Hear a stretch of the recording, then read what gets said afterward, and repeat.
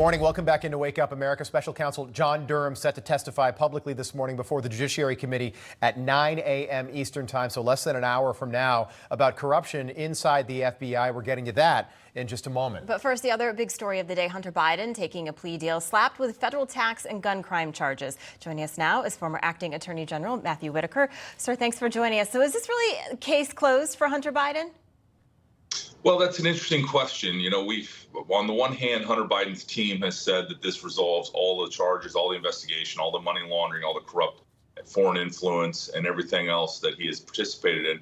On the other hand, we haven't heard that from the Department of Justice, but that doesn't surprise me. You know, they typically let their filings speak for them. So I think we're going to have to let this play out. I would expect that the Hunter's team has negotiated a resolution of the entire investigation, but to some extent, I think that's going to play out in court in the following week or two once this goes before a judge. Yeah, and a done deal, that federal judge you expect to sign off on this sweetheart of a deal?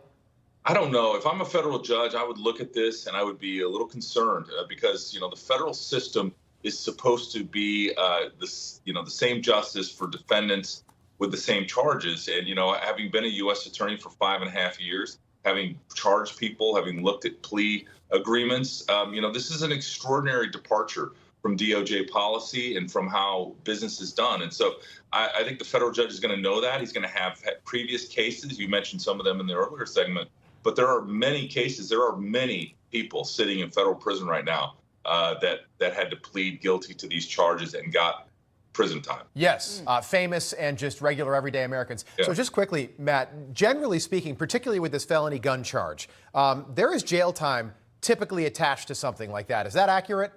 Yeah, there is. And DOJ policy used to be, at least for as long as I can remember, that if you brandish that gun, you know, that you can't be eligible for diversion. You know, diversion is, we would have defendants all the time come to our office asking for diversion for crimes big and small. And diversions were extraordinary. And really, I don't know if I did any diversion. I might have done one or two under certain circumstances, but I can't remember. You know, if tough prosecutors just don't do diversions, because it's inconsistent with DOJ policy, with the charging memos, you know, through the years that I've served under. And so this arrangement, I think, is only available to the children of presidents. Yeah, it makes a lot of sense what you're saying here. I do want to pivot now to the John Durham public testimony that's going to happen today at 9 a.m. Eastern before the House Judiciary Committee. What can we expect to be said? Will we learn anything different?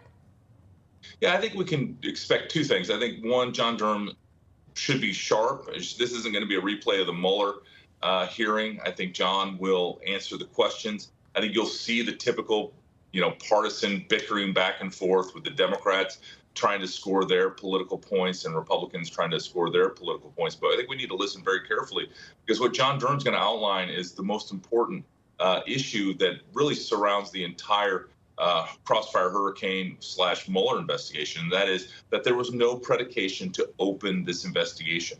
And if you couple this with a couple of the other investigations, you know, by the FISA court and by the Inspector General at the Department of Justice, it is a very damning story as to how for 2+ years we breathlessly heard every night on the news how the walls were closing in, how there was a bombshell after bombshell, and there was just a big nothing behind this whole entire investigation. Yeah, no connection between the 2016 Trump campaign and Russia, and that's all we heard about throughout the entirety of his 4 years in office. Just quickly back to Hunter Biden, about 30 seconds. Yeah. How embarrassing, and the media made this seem like, and it's bizarre when somebody pleads to 2 misdemeanors and a felony, that shouldn't be a good thing, but the media yesterday, the narrative was that this is somehow some huge win for the president and the first son, Hunter. How embarrassing is this for Joe and Jill Biden? Well, it's extraordinarily embarrassing. I mean, this is a little bit of putting lipstick on a pig, but I will tell you this. I mean, you know, not having your son go to federal prison is a big win. And I think the other most important thing as they head into this 2024 election is they can say that this is behind them, that this has been resolved, that he's paid his debt to society, and that he's on, you know, he's a recovered addict, that, you know, and they're so happy to have him back healthy and happy. So, I mean, again, it's a win for the Bidens, no doubt, no matter how you look at it. Yeah. All right, Matt Whitaker, we appreciate it. Thank you so much. Good to see you. Thanks, Thank man. You. Good to see you both.